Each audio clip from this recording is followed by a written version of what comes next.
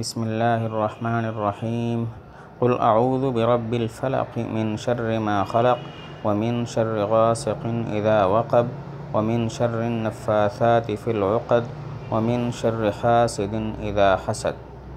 ترجمہ دیکھ لیں۔ آپ کہو اعوذ میں پناہ مانگتا ہوں برب الفلق صبح کے رب سے، من شر ما خلق اس چیز کے شر سے کہ جس کو اللہ تعالیٰ نے پیدا کیا۔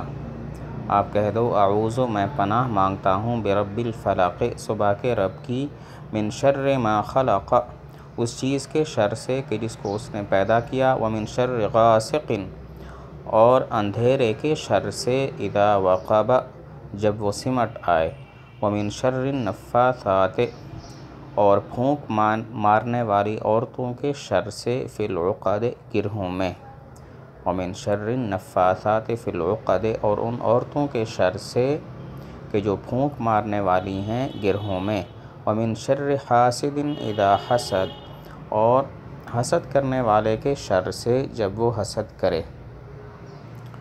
تو سورت کا مطلب اور تفسیر اس طرح ہے کہ حضور صلی اللہ علیہ وسلم کو خطاب ہے، آپ یوں کہیں اعوذ برب الفلق میں صبح کے رب کی پناہ مانگتا ہوں۔ فلق کا ویسے جو معنی ہے اس میں پھاڑنے کا معنی آتا ہے، پھاڑنا۔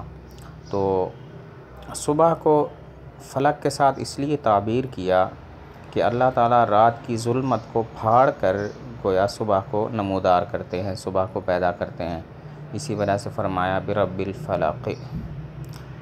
من شر ما خلق جس چیز کو بھی اللہ نے پیدا کیا اس کے شر سے پناہ ہے، پناہ مانگی جا رہی ہے۔ اور ویسے تو اجمال میں ہر چیز پیدا شدہ ہر چیز کے شر سے پناہ مانگی جا رہی ہے، لیکن جو مناسب ہے مقام کے تو چند ان چیزوں کا تذکرہ ہے۔ ومن شر غاسق اذا وقب اندھیرے کے شر سے جب وہ سمٹ آئے۔ غاسق سے کیا مراد ہے؟ چند احتمال ہیں۔ نمبر 1 اندھیرے کے شر سے، نمبر 2 جب چاند کو گرہن لگ جائے، اور نمبر 3 جب سورج غروب ہونے لگے، اور چوتھا احتمال یہ ہے کہ ہر ایسی چیز کے شر سے پناہ مانگی جا رہی ہے جو تاریکی پیدا کر دے، خواہ ظاہر میں تاریکی پیدا کرے یا باطن میں، جیسے پریشانی ہو گئی، تنگ دستی، محتاجی، فقر و فاقہ، ہر چیز کے شر سے پناہ مانگنا اس میں داخل ہو گیا۔ ومن شر النفاثات فی العقد النفاثات سے کیا مراد ہیں؟ اس میں چند قول ہیں۔ نمبر 1 ان عورتوں کے شر سے جو جادو کے لیے گرہوں میں پھونک مارتی ہیں۔ نمبر 2 ان نفوس کے شر سے جو ایسی حرکت کرتے ہیں، عربی میں نفس مؤنث ہوتا ہے تو النفاثات بھی مؤنث ذکر کر دیا۔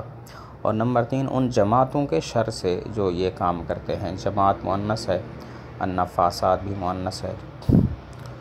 اور مفسرین فرماتے ہیں لبید بن عاصم نے جو حضور صلی اللہ علیہ وسلم پر جادو کیا تھا تو اس جادو میں اس نے چند لڑکیوں کو بھی شامل کر لیا تھا، تو مقام کے مناسب بھی عورتوں کا تذکرہ ہے تو النفاثات سے اسی کی طرف اشارہ ہے۔ ومن شر حاسد اذا حسد حسد کرنے والے کے شر سے جب وہ حسد کرے۔ حسد کہتے ہیں کسی کی نعمت دیکھ کر تمنا کرنا کہ یہ نعمت اس سے زائل ہو جائے اور مجھے مل جائے۔